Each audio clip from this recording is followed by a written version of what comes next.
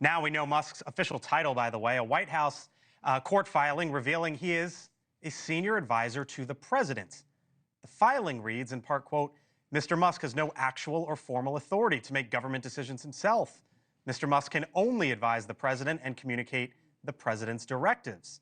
Now, a different senior advisor, Stephen Miller, defended Musk's role today. The president appoints staff to execute his agenda. They're answerable to him. He's answerable to the American people who elected him.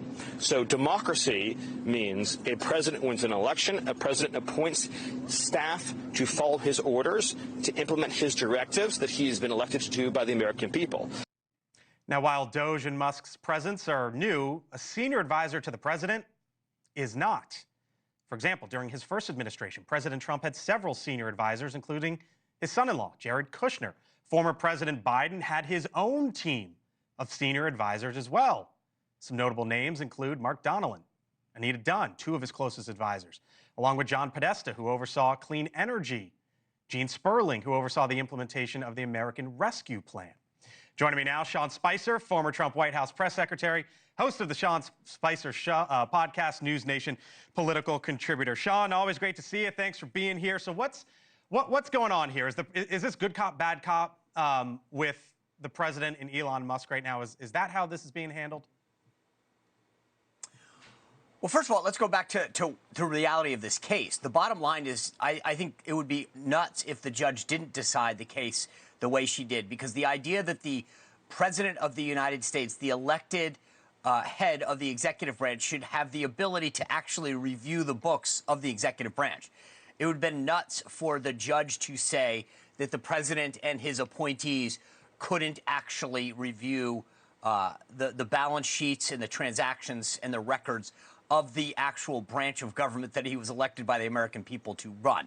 That in itself, I think, doesn't pass the smell test. Secondly, what you saw in the filing was, what is needed to do to show the chain of command, the hierarchy of who calls the shots, and to make sure that ultimately it's done in a way.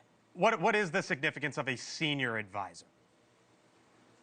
Well, it has to do with who actually is making the distinction in the call.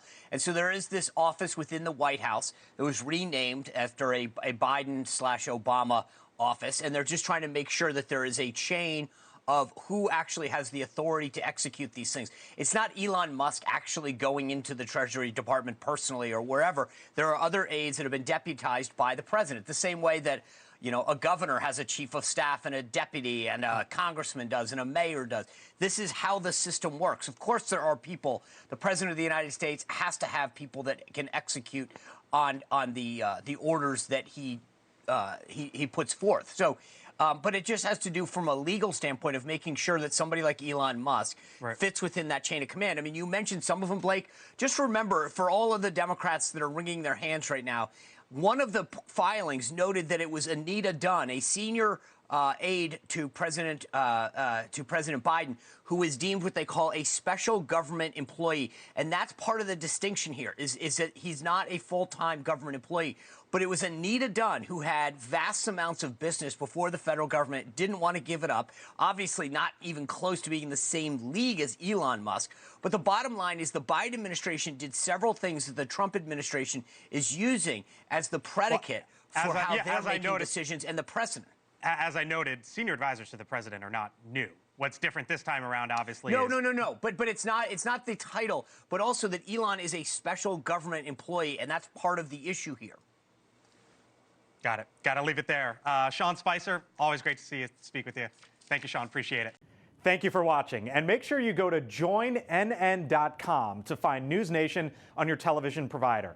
And don't forget to click the red subscribe button below to get more of NewsNation's fact-driven, unbiased coverage.